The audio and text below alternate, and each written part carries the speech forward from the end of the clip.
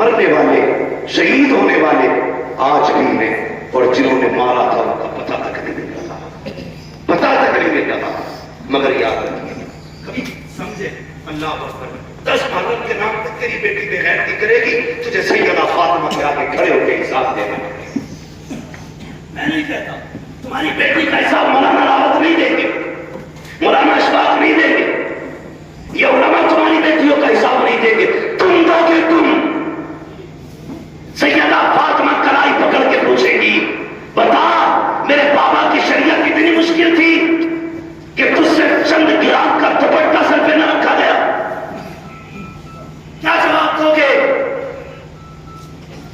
سوچو تو صحیح، کوئی جواب نہیں ہے تمہارے پاس، اور کسی کے پاس نہیں ہوگا، کسی کے پاس نہیں ہوگا۔ زندگی ایسی گزار کے جا، اگر سیدہ آئے، اگر کچھ پیش نہ بھی کر سکے تو کم سے کم ان کے آگے شرمندہ نہ ہونا پڑے، شرمندہ نہ ہونا پڑے۔ ایک روایت ملتی ہے کتاب میں، اہل بیت اطہار کی چادریں کھینچی گئی، چھینی گئی، ہے کتاب، لیکن میرا عشق قبول نہیں۔ میں اپنی بات کرتا ہوں، میرا عشق قبول نہیں کرتا۔ کیوں؟ اس لیے کہ حضرت رابعہ بصریہ بیٹی نہیں ہے حضور کی، حضور کی بیٹی کی کنیز ہے، غلام ان کے در کی، سو رہی رات میں چھوڑا تھا، اس نے چادر کھینچنے کے لیے ہاتھ بڑھایا۔ آج تو پیسے کی چوری ہوتی ہے، اس وقت کفن تک لوگ چراتے تھے، آج تو 10-5 ہزار روپے کا چور چرانے کے لیے خرچ کر لیتا، 10-5 خرچ کر کے 10-5 لاکھ چرا لیتا ہے نا، چکا ڈالنا جیسے کہتے ہیں۔ تو یہ سسٹم آج ہوتا ہے، لیکن پہلے کپڑے کے لیے بڑی بات۔ رابعہ بصریہ سو رہی، چورایا، ہاتھ بڑھایا، آنکھوں کے آگے اندھیرا، ڈر کے چھوڑ دیا، پھر ہاتھ بڑھایا، پھر چھوڑ دیا، 3 بار کیا، چوتھی بار ہاتھ بڑھانا چاہتا تھا، آواز آئی، نادان دیکھ نہیں رہے رابعہ بصریہ سو رہی ہے مگر اس کا خدا جاگ رہا ہے، خدا جاگ رہا ہے، کوئی چادر نہیں چھین سکتا۔ اور بھائی مجھے بتا، اگر رابعہ کی چادر رب نہیں چھیننے دیتا تو علی کی بیٹی کی چادر کیسے چھیننے دے سکتا؟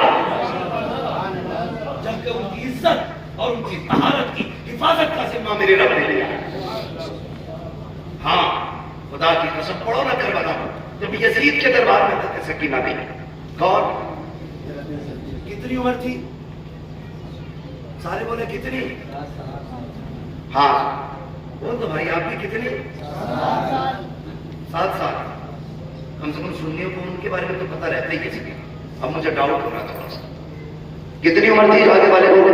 7 سال۔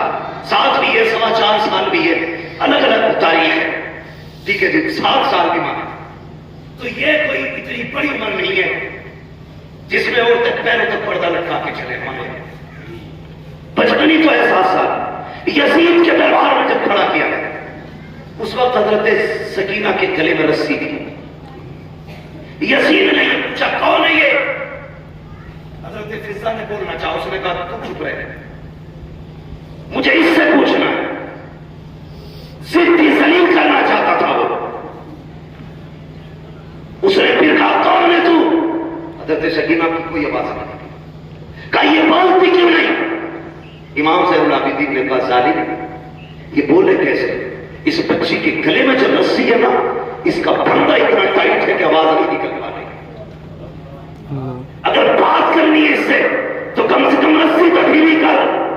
ایک یزیدی آگے رسی کھول لے بڑا، سننا پیارے تیری بیٹی بازار میں کہاں کہاں نہ گئی، کتنے مردوں سے بازو ٹکرائے، کتنوں کے ہاتھ لگے، کتنوں کی نظریں پڑی ہیں، دیکھ اپنی بیٹی کو، دیکھ حسین کی بیٹی کو۔ ایک یزیدی گلے کا پھندا ڈھیلا کرنے کے لیے آگے بڑا، دوڑ لگائی، امام زین العابدین کے قدموں سے لپٹ گئی۔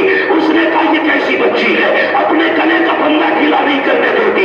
امام زین العابدین نے طرف کے کہا تھا، او ظالم تو نہیں جانتا یہ علی کے گھر کی بیٹی ہے، یہ مر تو سکتی ہے، کسی غیر کا ہاتھ اس کے بدن کو لگ جائے گوارا نہیں کر سکتی۔ یہ علی کے گھر کی غیرت، ان کے گھر کی بچی کی یہ حیا ہے، اور تیرے 18 سال کی نکل گئی۔ ہاں صرف سبیل پی لینا یہ سنیت نہیں، کھچڑے کھا لینا سنیت نہیں ہے۔ تیری بیٹی دیکھنے میں کنیز فاطمہ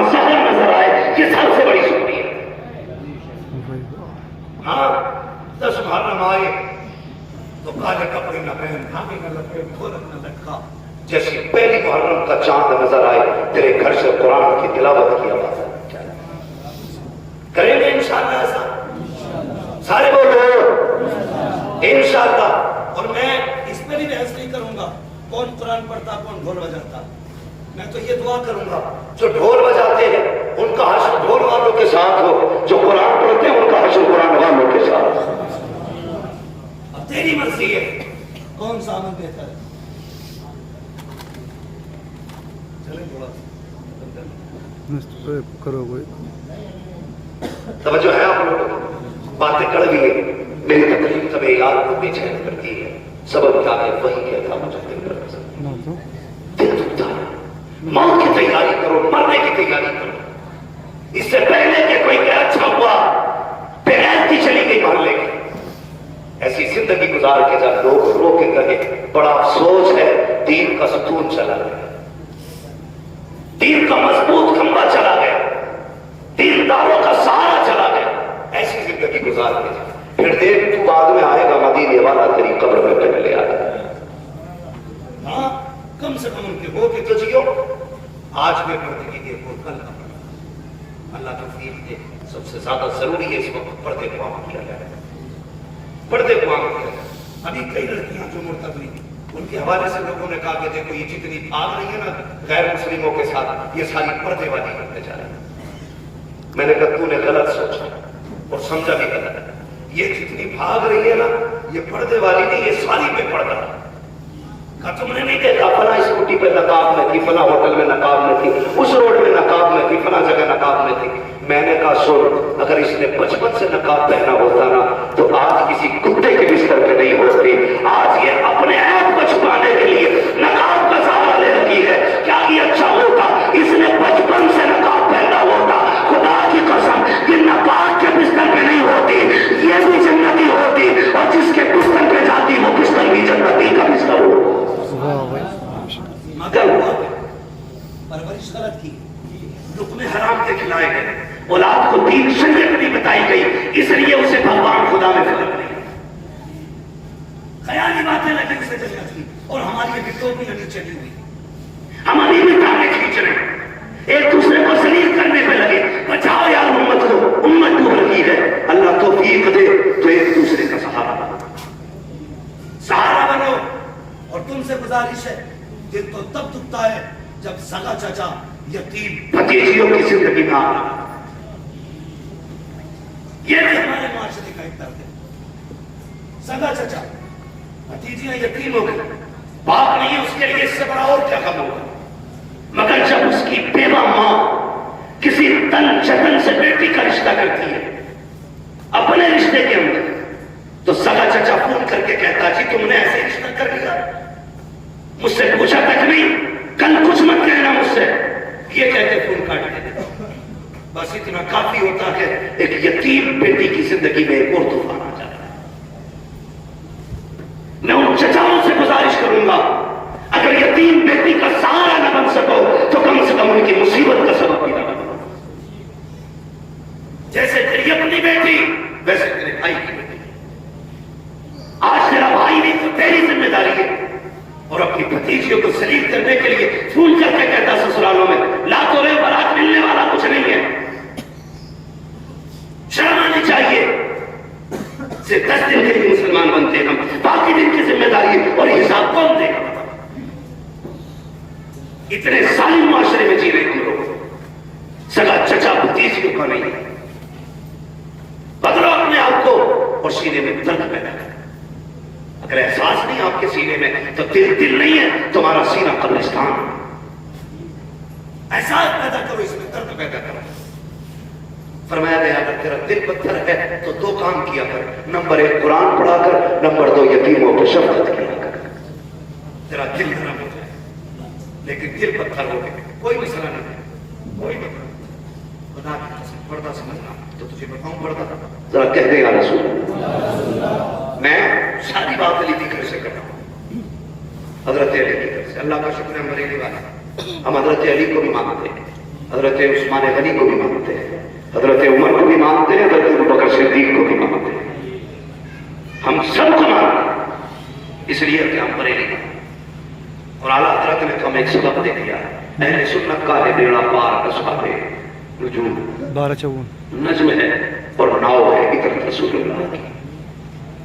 ہاں بھائی اپنے آپ کو بدلیں اور کوشش یہ کریں کہ ایک دوسرے کا ترک بانٹیں، کسی کی بیٹی کے کپڑے نہیں پوچھیں، کسی کو ذلیل نہیں کریں، اگر مدد نہ بھی کر سکتے تو کسی سے خوشیاں نہیں چھینیں، کسی کو یتیم دیکھا کرو، شکر ادا کیا کرو اور اپنی بچی سمجھ کے اس کے سر پہ ہاتھ رکھا کرو، یہ سوچا کرو اس کی جگہ پر میری بیٹی بھی تو ہو سکتی تھی، بھائی کی جگہ پر میں بھی تو قبر میں ہو سکتا تھا۔ کبھی بھی یتیم بھتیجیوں کو اپنی بیٹیوں سے الگ نہ سمجھو، کیونکہ ہمارے دین نے ہمیں کیا کہا، فرمایا اگر باپ نہیں اور تو چاہتا باپ کی خدمت کا اللہ تجھے ثواب دے، فرمایا پھر چچا کی خدمت کیا کر، رب نے باپ کے قائم مقام چچا کو رکھا ہے تو پھر چچا کی ذمہ داری نہیں ہے بھتیجیوں کا خیال رکھنا، بولو ہے کہ نہیں، ذمہ داری ہے نا پھر چچا کی بھتیجیوں کا وہ خیال ہے، پردہ دے کے اللہ کو۔ یہ کربلا شریف کا سفر مکمل جب ہوا تھا تو اس کی جب وہ ناپی گئی نا تو مورخین نے تحقیق کی تو 5600 میل مسافت، 5600 میل، اتنا لمبا سفر سیدہ زینب نے کیا، علی کی بیٹی، اور یار خالی چل کے نہیں آئی، ٹکڑے رو کے نہیں آئی، سفر کرتی آئی ہے، قرآن پڑھتی ہے۔ جب یہ سفر مکمل ہوا تھا سیدہ زینب کے 72 قرآن مکمل ہو چکے تھے۔ یہ قرآن والے ہیں، یہ قرآن والے ہیں، ہمیں تو گھنگرو باندھنے سے کب کھولو گے قرآن؟ بھائی ایک بات اور ہے کہ پورا نہ ماننا، بڑی بات دو چھوٹا منہ، یہ بات کیا ہے، علی کے اور بھی بیٹے تھے لیکن نیزے پہ قرآن صرف حسین نے پڑھا، اور بھی بیٹے، علی کے سارے بیٹے شان والے، ہاں حضرت علی کے سارے بیٹے شان والے، لیکن نیزے پہ قرآن حسین نے پڑھا۔ دنیا کہتی ہے حسین کا کمال ہے، میں کہتا ہوں یہ سیدہ فاطمہ زہرا کا کمال ہے، اس لیے کہ انہوں نے بچوں کی پرورش ہی ایسی کی تھی کہ جھلاتی تھی تب قرآن سناتی تھی، دودھ پلاتی تھی تب قرآن سناتی تھی، ایک ایک لمحہ قرآن سنا کے گزارا۔ جب انہوں نے بچپن میں ماں کی گود سے قرآن سنا تھا تبھی تو نیزے پہ چڑھ کے قرآن پڑھ کے سنایا۔ آج مائیں ڈرامے دیکھ کے بچے پال رہی ہے تو بچے کیا کریں؟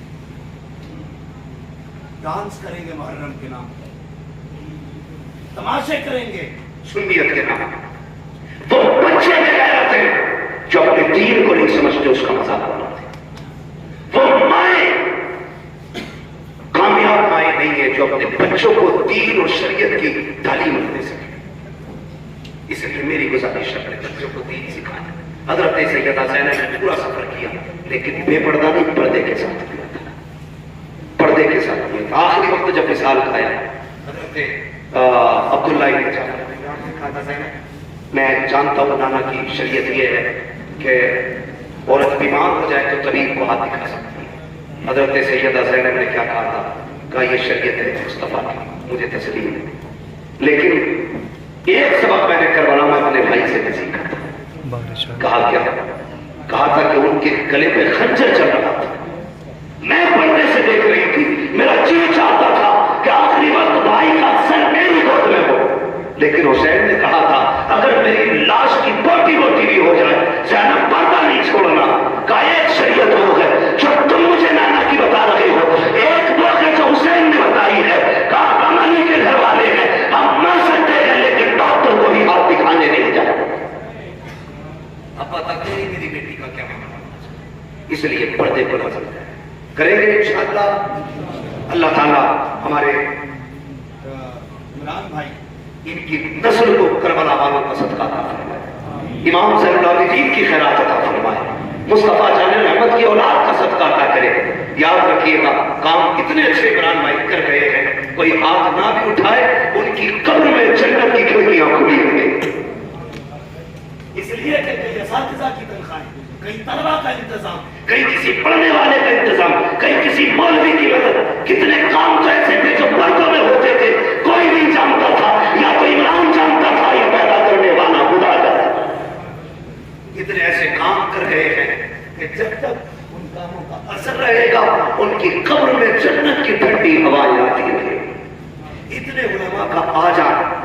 یقیناً یہ ہمیں بتاتا ہے وہ شخص جنتی ہے، وہ شخص جنتی ہے، ورنہ کتنے سارے علماء اور ایسے ایسے علماء خدا کی قسم جن سے ملاقات کرنے کے لیے لوگوں کی جوتیاں کھس جاتی ہیں، آج وہ اس محفل کی زینت خود بنے ہیں۔ یہ بتا رہا ہے کہ محمد سے وفا تو ہے تو ہم تیرے ہیں، یہ جہاں چیز ہے کیا لوہو قلم تیرے ہیں وہ اما بنعمت رب